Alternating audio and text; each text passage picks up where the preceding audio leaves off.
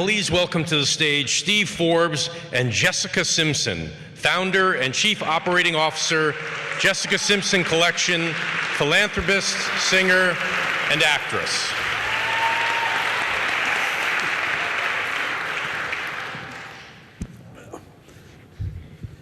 This is exciting.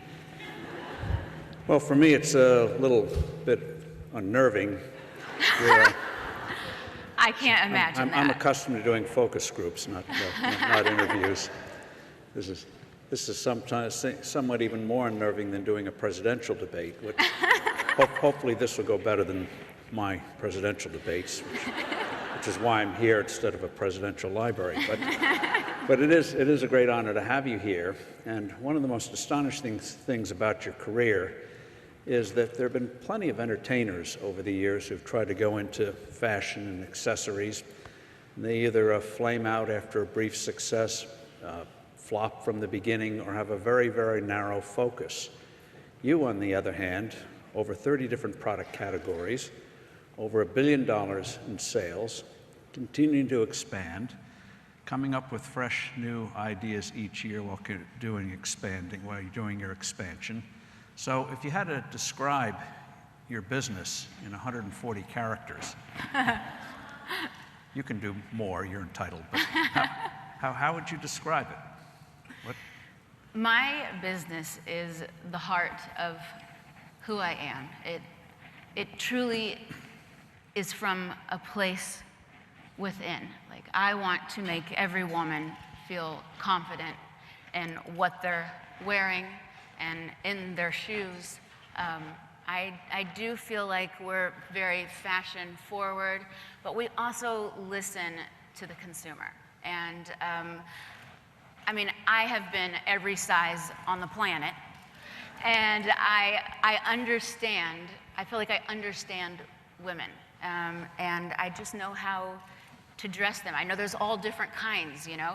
There's life in the whole entire world beyond LA and New York. And I do understand the middle America and their mindset. I think I do. I mean, I'm trying to, at least. Well, clearly, when you reach $1 billion, you're doing something right.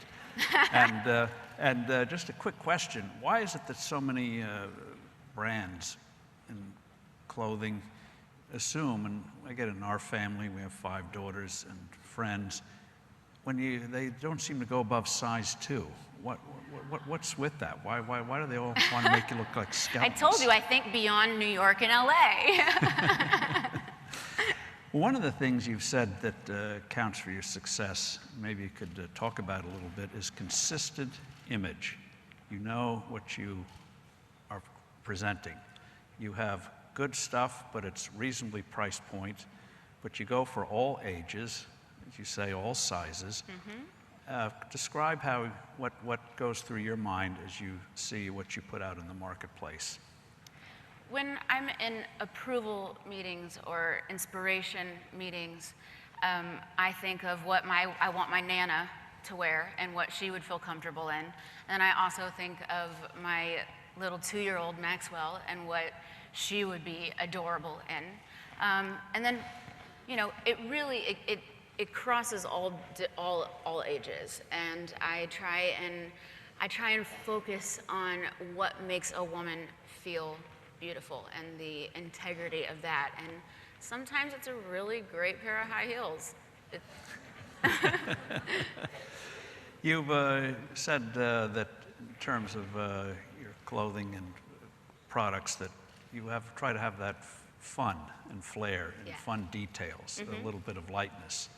How do you go about doing that? How do you get re-inspired each year? You're not quite like a restaurant business where each day you got to come up with your inventory is gone, but every few months, every year, you've got to refreshen the thing. Yeah, absolutely. I truly remain inspired by each and every woman that I meet. My mother is a huge part of my business. She is my mentor throughout all of this, and she's been styling me since I came out of the womb. and I trust her with my business, and just being a part of it with her and all of our design teams. It's not just me, it's not just my ideas, and I think that it's really important to humble yourself and really understand that you would never have the business that you have if it weren't for all the people that are helping you get there. And you know, style is always evolving, but we do know what our Macy's customer likes. We know what our Dillard's customer likes. We know, you know, we know where women go to shop and what they're buying, and a lot of what we do is the same, just on a new color trend, but it's still the same design aesthetic. But we come up with all kinds of ideas. I mean, I can be inspired by, you know, one of the a things fly you on the do, wall, and do a graphic print T-shirt out of a fly, and somehow it turns out cute, and people like it, and it's a bug. You know, why not? Well, one of the things you said like to do is buy vintage pieces, antiques. I do. Get it. Can you describe a little bit the inspiration you get from that? What that? We always take trips. We'll go to Paris and we'll do our inspiration shopping. But I love to go into vintage stores. I love to go into vintage record stores. I'm inspired by art and music. I love and appreciate every person out there, whether it be a musician or, you know, I collect vintage records, and so I think album art is always a cool way to be inspired as well. Talking about album art, you're probably going to keep the value of that better than what the stock market did today, but another subject for another time. But one of the things you said in terms of trying to come each year with things that people like, and when they hear your name, yes, you're famous, but it brings a smile to people's faces because they know the products have that element of fun in them, while being also sophisticated. And you said, we like to see the trends that are coming. We're not too far behind, but we are behind. In other words, you don't try to be a trendsetter, you try to see where the thing is going and then build on that. Absolutely. Trends are definitely something that come and go, and that's trend. If I just stayed on trend, I don't think that would make my business as successful as it is. I mean, it's not, we don't do as quick of a turnaround. We try and stick with trends that we think that will outlast throughout the years. So we're very specific on that design part. We don't want to be, like, if we're too fashion forward, I don't think that a lot of people would understand. And so, as relatable as we can, as I can possibly be, and accessible and affordable, who needs a trend?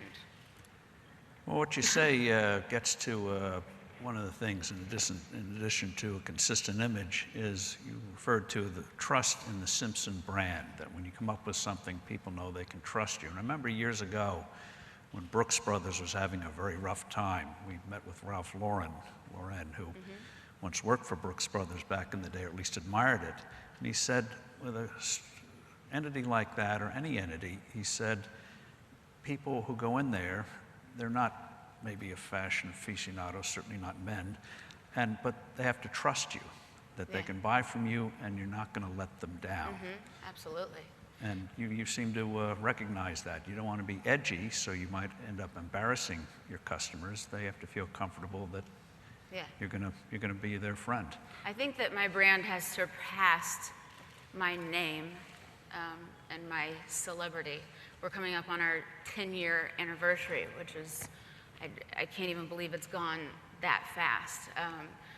But it's so exciting, and it's evolving all throughout the years and all the seasons and we love doing everything from color palettes, and I mean, we are a part of everything because I want every woman to feel comfortable in what what they are going to be buying. That is very important. They know when they buy a Jessica Simpson shoe that they're going to be able to dance all night long. Or I've had flight attendants come up to me and say, I have to wear Jessica Simpson shoes because they're the only ones that are comfortable for me to stand on the whole flight. You know, I mean, I listened. I think that that's important too, is like really just listening to your customer and to the people that are giving you the feedback, whether it's criticism or you know, like honoring and being people like, thank you so much. I met the cutest guy last night because of that dress that I wore. You know, I listen to all of it. She's always selling, yes. Make note of that.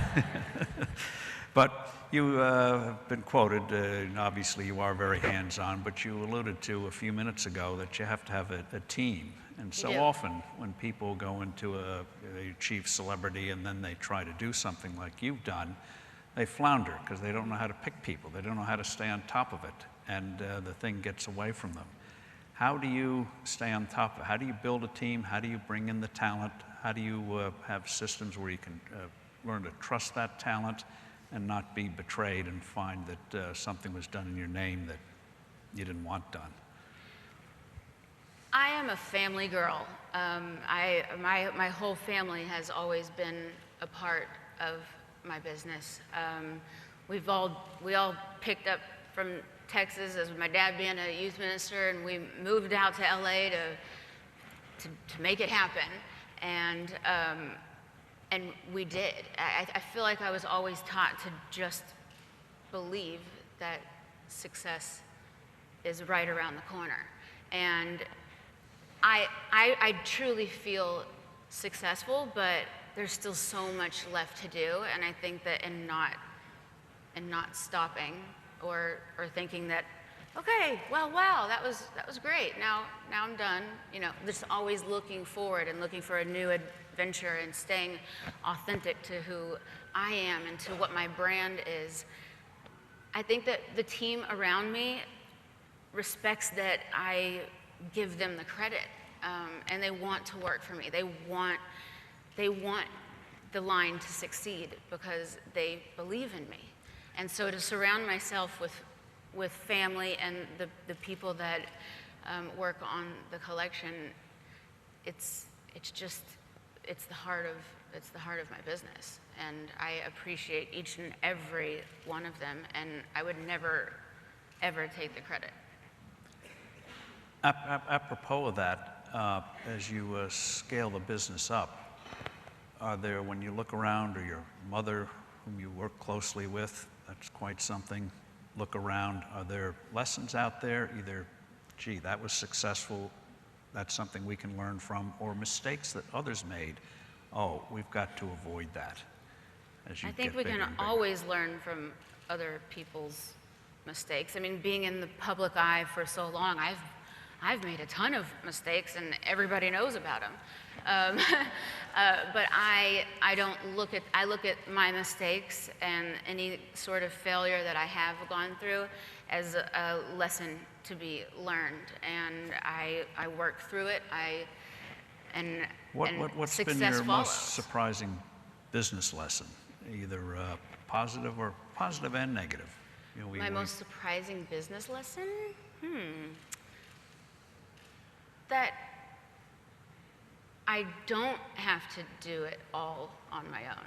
I definitely, I didn't realize how in control of my life I was, I think. And I didn't ever realize how determined I actually am.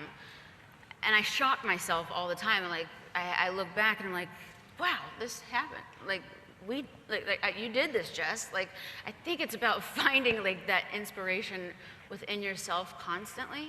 And really, for me, I had to get to know myself. I think that's what makes a woman successful, is when she knows who she is and she is willing to make changes and to give up control or take control. It's a give and take. So what's next on the business side? Is it just an expansion, or do you have Oh something yeah, something this is a big? lifestyle brand.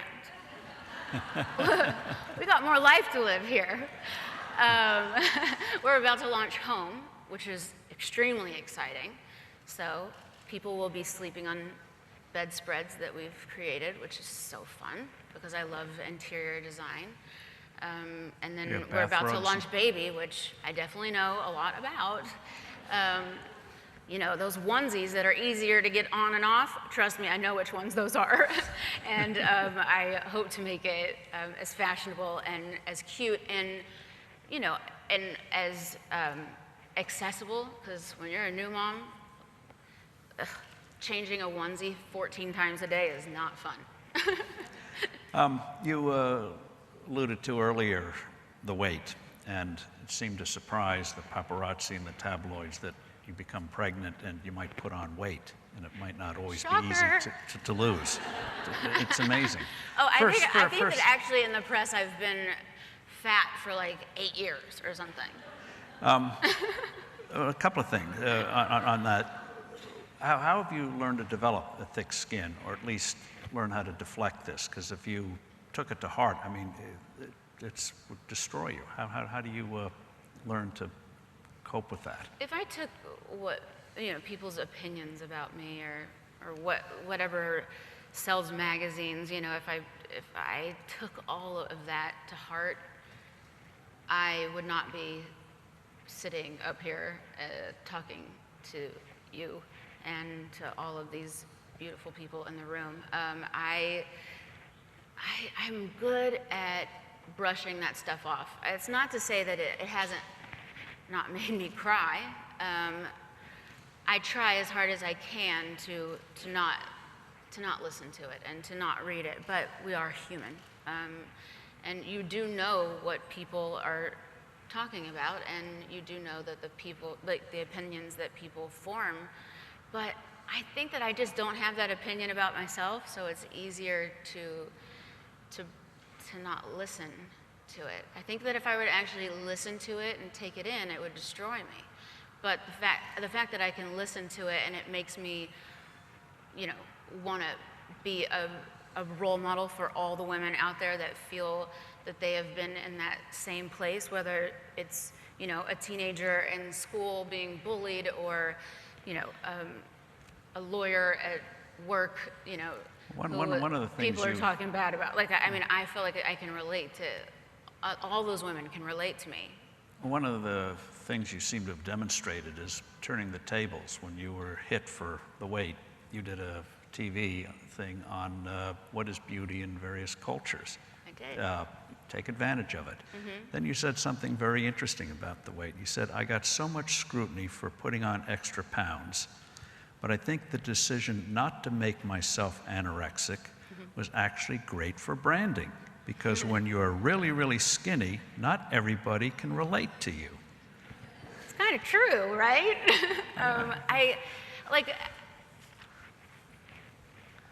mean, I have put on pounds. I fluctuate. I'm a woman.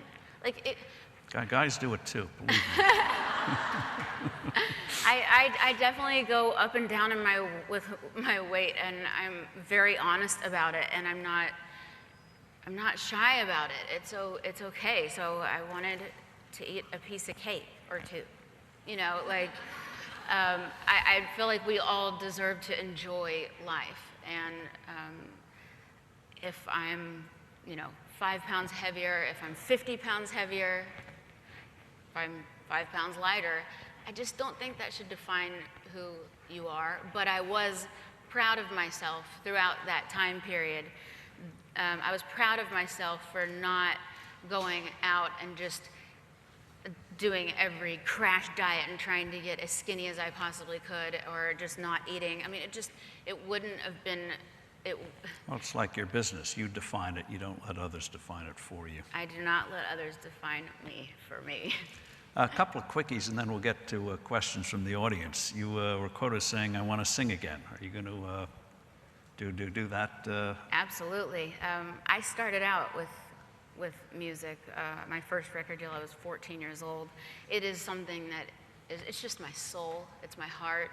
And I just recently bought a new home, and it has a huge recording studio in it. that way I can be at home with my kids, which is really important. And I want them to watch me work, and I want them to be a part of you know, me making music. They are my inspiration. And you once talked about advice you'd give to your kids, and one of the things you said, which gets to dealing with the criticism on weight and all that kind of thing, is learn to tune out the world. Yep. Tune into yourself and tune out the world, absolutely. I think that it's always good to go inward. That's the only way you know if you're making the right decision or not. We all have that intuition. We all have that, you know, that gut feeling, you know, and that there is some sort of God in all of us that can make us powerful. Jessica, thank you very much. You're an inspiration. Absolutely. Thank you. Thank you. Thank you. Thank you.